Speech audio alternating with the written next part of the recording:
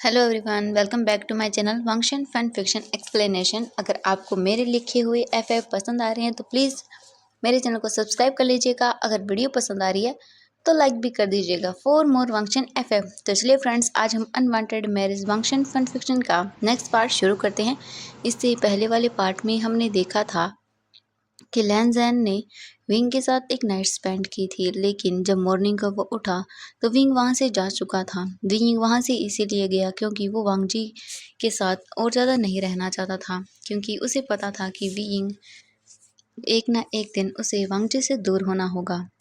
अगर विंग इसी तरह वांग जी को पसंद करता रहा तो वो सिर्फ खुद को हर्ट करेगा, क्योंकि वांग जी तो ली से प्यार करता है। तो फिर वो इसके बाद क्या करेगा? वी यिंग लैंड मेंशन वापस आ चुका था और उसने अपने आप को रूम के अंदर बंद कर लिया था। जब वांग जी की आंखें खुली तो वो खुद को ऐसी हालत में देखकर शॉक हो चुका था। उसे रात को जो भी हुआ वो कुछ भी याद नहीं था, बस उसके सर के अंदर बहुत ज़्यादा दर्द हो रहा था। वांग जी जल्दी से अपने कपड़े पहनकर वहाँ से जाने लगा, लेकिन फिर उसे पीछे से ली की आवाज़ सुनाई दी। ली ने वांग जी से कहा कि कल रात उसके और वांग जी के बीच में बहुत कुछ हो चुका है।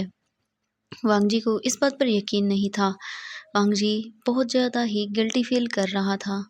वांग जी जल्दी से होटल रूम से बाहर आ जाता है और वो कार में बैठकर अपने मेंशन की ओर जाने लगता है। वांग जी को डर लग रहा था कि वो अब विंग का सामना कैसे करेगा। वांग जी ने कभी भी ये सब नहीं किया था। उसका ये फर्स्ट टाइम था जो उसने विंग के साथ अपने टाइम को स्पेंड किया था।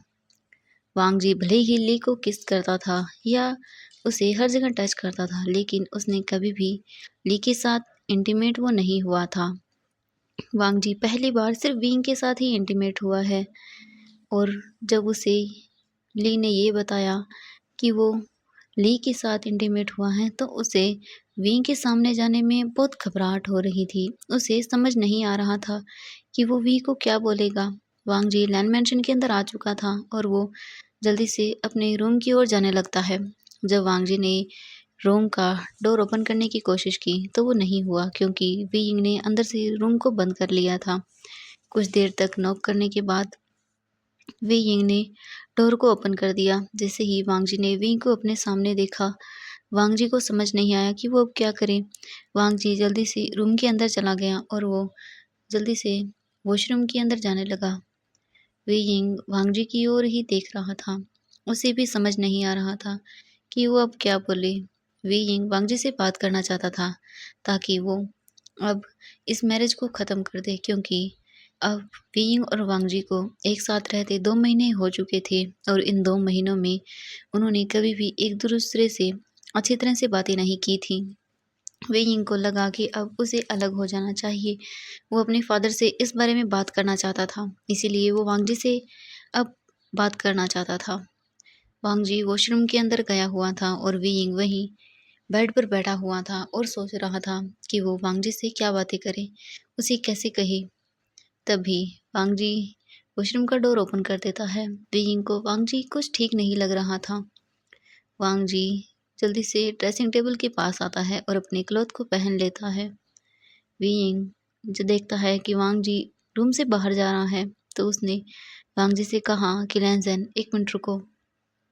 जैसे ही वांग जी ने विंग की आवाज़ सुनी तो वो वहीं पर चुपचाप खड़ा रहता है। वी यिंग वांग जी के सामने चला गया। विंग ने कहा कि लैंज़ेन, मैं तुमसे कल रात के बारे में। तो लैंज़ेन ने कहा सॉरी वी यिंग, मुझे माफ़ कर दो। मुझे नहीं पता था कि मैं अ, उस रात को मुझे क्या हो गया था। मुझे मुझे नहीं पता। I am sorry Wei Ying, मैं जानता हूँ मैंने बहुत गलत किया है। प्लीज़ मुझे माफ़ कर दो। तो विंग ने कहा कि कोई बात नहीं, वो सब चीज़ें तुम भूल जाओ, उसे बस एक वन नाइट स्टैंड समझो। मैं तुमसे ये बोलना चाहता हूँ कि अब मुझे अपने फादर से बात करनी है, क्योंकि इस बेमतलब की शादी का कोई मतलब नहीं है।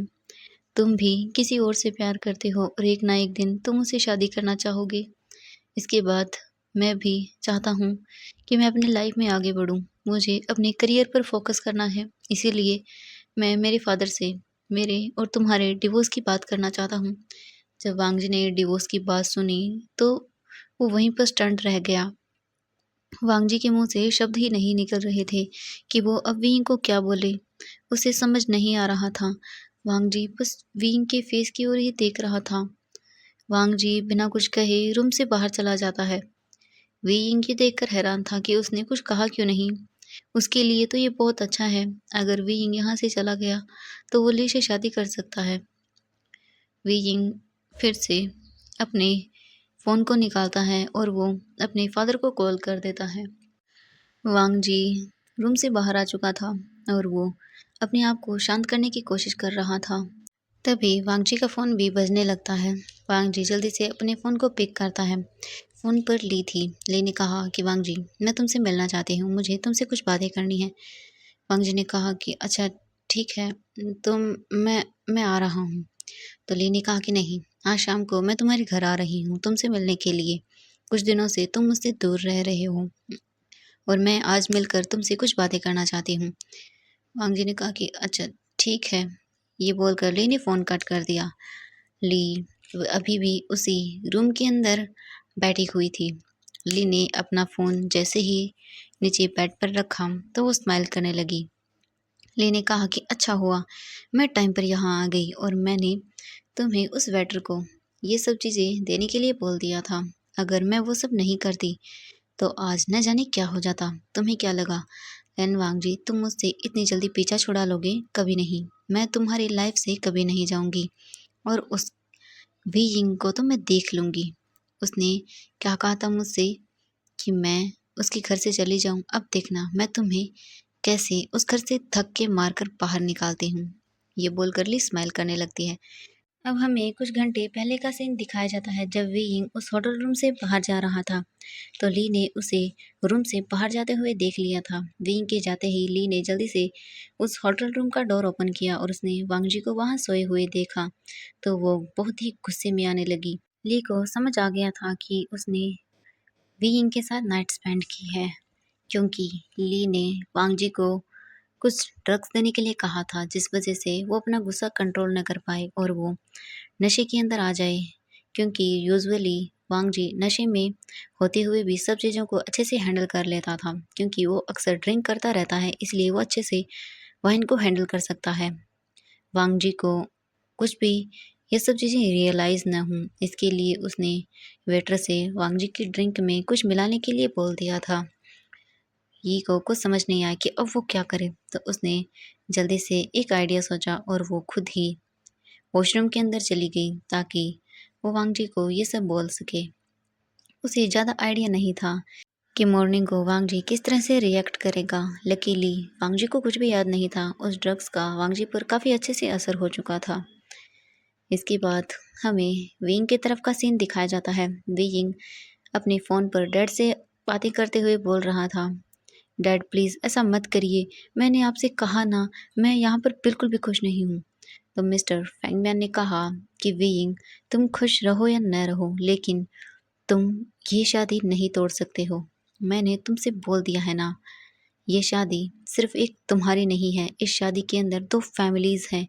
ये तुम्हारे ग्रैंडफादर का एक सपना था कि तुम और वांग जी हमेशा साथ रहो, तो तुम ये करना होगा। तुम अब ये सब चीज़ें नहीं बोल सकते हो। विंग ने फ्रस्ट्रेशन में अपना फ़ोन कट कर दिया और वो वहीं बैठ गया। लेकिन मैं क्या कर सकता हूँ? मैं क्या करूँ? मुझे कुछ समझ नहीं आ रहा है। वांग जी, वो मुझसे प्यार नहीं करता है। मैं कैसे अपने सामने उसे किसी और के साथ देख सकता हूँ? इस चीज़ के बाद तो बिल्कुल भी नहीं। मुझे वांग जी किसी और के साथ कभी पसंद नहीं है। मैं अब उसे पसंद करने लगा हूँ। मुझे नहीं पता जब मैं उसे उस ली के साथ देखूँगा तो मैं क्या करूँगा? वांग जी अगर शायद नशे में नहीं होता तो वो मेरे साथ ये सब चीज़ें कभी नहीं करता। वे यिंग बहुत ज़्यादा रिग्रेट फ़ील करने लगता है कि वो क्यों गया उस बार के अंदर, उसे नहीं जाना चाहिए था। अब वो अपने अंदर जो फीलिंग्स इस वक़्त उसके अंदर आ रही हैं, उन्हें वो कैसे कंट्रोल करे। और अब हमें वांग जी की तरफ का सीन दिखाया जाता है। वांग जी को ये सब चीज़ें बहुत परेशान कर रही थी। उसे ली का टच और कल रात की वो सब चीज़ें बहुत डिफरेंट लग रही थी। भले ही वांग जी सब चीज़ें भूल चुका था, लेकिन उसका जो माइंड था उसके अंदर कहीं न कहीं वो मेमोरीज़, कहीं न कहीं वीइंग का वो टच, वो फीलिंग्स उसके अंदर अभी भी थी, जो उसे बार-बार वही चीज़ें सोचने पर मजबूर कर रही थी। वीइंग को टच करना बहुत डिफरेंट था और ली को टच करना बहुत डिफरेंट है। इन दोनों चीज़ों में बहुत अंतर है। वांग जी यही चीज़ें समझ नहीं पा रहा था। अब हमें इवनिंग का सीन दिखाया जाता है। वीइंग सोफे पर बैठा हुआ था और वो अपने कुछ काम कर रहा था। तभी विंग को एहसास होता है कि कोई उसके पीछे खड़ा हुआ है।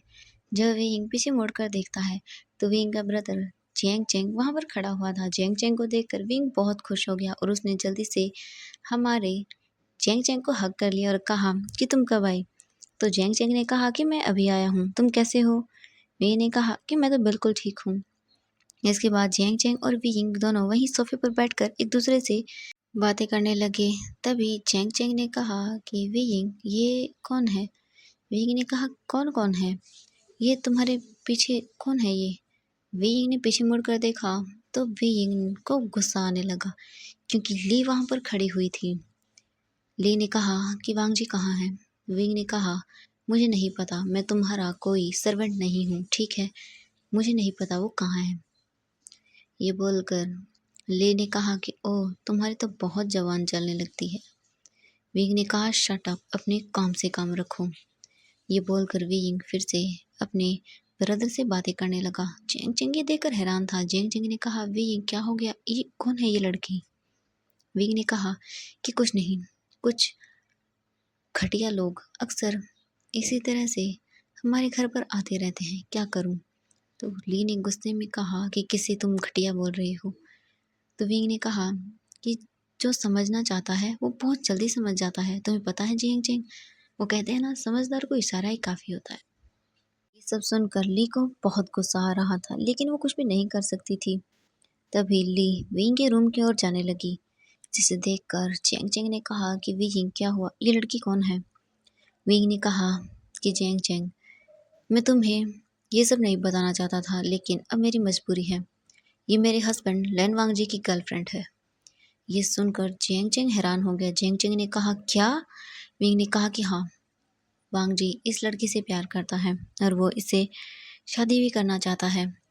मैंने फादर से मेरे और लैंजन के डिवोर्स के बारे में भी बोला है लेकिन फादर मेरी बातें नहीं सुन रहे हैं, मुझे समझ नहीं आ रहा कि मैं अब क्या करूं। जियांग चैंग ने कहा क्या सच में वो इस लड़की को। तो विंग ने कहा कि हाँ, वांग जी इस लड़की को पसंद करता है और वो इससे शादी करना चाहता है। ये सब सुनकर जियांग चैंग ने कहा कि विंग अब तुम क्या करोगे। तो विंग ने कहा कि मैं फादर को मनाने की कोशिश करूंगा, अगर वो नहीं माने तो भी मैं अब इस पर्सन के साथ नहीं रहना चाहता हूँ। जियांग चैंग ने कहा क्यों, क्या हो गया विंग। विंग ने कहा मैं अब मुझे नहीं पता जियांग चैंग कि कब मुझे ये पर्सन पसंद आने लगा। मैं अब इसे किसी और के साथ नहीं देख सकता हूँ। मुझे मुझे समझ नहीं आ रहा कि मैं क्या करूँ। अगर मैं इसी तरह से ये सब चीज़ें करता रहा तो आखिर में मैं खुद को ही हर्ट करूँगा। मैं नहीं जानता कि वांग जी इस बारे में क्या कहेगा। जैंग चैंग ने कहा कि क्या मतलब है तुम्हारा। विंग ने कहा कि वो कल रात को मेरे और लैन जैन के बीच में वो सब चीज़ें हुई थी। ये बोलते ही विंग की चीक्स बिल्कुल रेड हो गई। चैंग चैंग ने जब ये सुना तो वो बोला विंग क्या क्या सच में तुमने उसके साथ। तो विंग ने कहा कि हाँ। जियांग चैंग ने एक नोटिस स्माइल देते हुए कहा विंग तो कैसा था। तो विंग ने कहा क्या जियांग चैंग तुम क्या पूछ रहे हो मुझसे। तो जियांग चैंग ने कहा कि हाँ बताओ ना विंग, लैंजन कैसा है। तो विंग ने कहा शेमलेस कहीं के, तू हटो मुझसे, क्या पूछ रहे हो तुम मुझसे। जियांग चैंग ने कहा कि हाँ मैं तुम्हारा ब्रदर हूँ तो तुम मुझे बता सकते हो कैसा फील होता है विंग। विंग ने कहा तुम जाओ यहाँ से, खड़े हो जाओ, जाओ जाओ अपने घर जाओ वापस। तो जियांग चैंग ने कहा कि अरे विंग मैं मजाक कर रहा हूँ, ठीक है मैं नहीं पूछूंगा, लेकिन सच में तुमने। तो विंग ने कहा कि बस मुझे कुछ नहीं बोलना। ये बोलकर वियिंग सोफे से खड़ा हुआ और वो वहां से जाने लगा। वियिंग को अभी भी उसके बैक में थोड़ा पेन था। जियांग चैंग ने जब वी को ऐसे चलते हुए देखा तो उसकी हंसी छूट गई। जब वेग ने चैंग चैंग को हंसते हुए देखा तो वो पीछे मुड़ा और बोला कि तुम मुझसे पिटने वाले हो। तो चैंग चैंग ने हंसते हुए कहा कि आई एम सॉरी वेइंग, पर मैं क्या करूँ, तुम चल ही ऐसे रही हो तो मैं क्या कर सकता हूँ। तो वेइंग, उसने तो सच में तुम्हारी हालत बहुत ख़राब कर दी है। मैं सोच रहा हूँ अगर वो होश में होता तो क्या करता। वेइंग ने कहा शट अप चैंग चैंग, बंद करो अपना ये सब चीज़ें, मुझे नहीं सुनना, तुम जाओ यहाँ से। ये बोलकर वे यिंग सोफे से एक पिलो उठाकर जैंग जैंग की ओर मारने लगा। और वहाँ दूसरी तरफ लैन जैन अपने रूम में बैठा हुआ था। तभी उसे डोर ओपन होने की आवाज़ सुनाई दी। वांग जी डोर की ओर देखने लगा। वांग जी डोर की ओर ही देख रहा था, तभी उसने ली को रूम के अंदर आते हुए देखा। ये देखकर वांग जी को बिल्कुल भी अच्छा नहीं लगा। वांग जी अपने फेस को साइड कर लेता है। ली जल्दी से वांग जी के पास आ गई और उस लैन जैन को हक कर लिया। वांग जी को अब ये सब चीज़ें इतनी ऑकवर्ड क्यों लग रही थी, वांग जी यही नहीं समझ रहा था। वांग जी ने कहा कि ठीक है। इसके बाद ली वांग जी से दूर हो गई। ली ने कहा कि लैंजन, मैं तुमसे कल रात के बारे में पूछना चाहती हूँ। लैंजन, तुम सच में बहुत अमेजिंग हो। वांग जी ये सुनते ही अपनी जगह स्टंट रह गया। उसे ये सब चीज़ें बहुत अजीब लग रही थी। उसे ली की ये बातें न जाने क्यों इतना अनकंफर्टेबल फील करा रही थी। तभी वांग जी ने कहा कि ली, ये सब बोलना बंद करो। ली ने जब वांग जी की ये बातें सुनी तो वो थोड़ा स्टंट रह गई। ली ने कहा कि क्या हुआ वांग जी, तुम ऐसे क्यों बात कर रहे हो मुझसे। तो लैन जैन ने कहा कि नहीं, मुझे कुछ नहीं सुना है। तुम अब घर जाओ वापस, ठीक है, मैं तुमसे बाद में आकर बात करूंगा। ये बोलकर वांग जी रूम से जाने लगा। तो चलिए फ्रेंड्स, आज के लिए बस इतना ही। नेक्स्ट पार्ट के लिए वेट कीजिएगा। Thank you so much friends मेरी वीडियो देखने के लिए।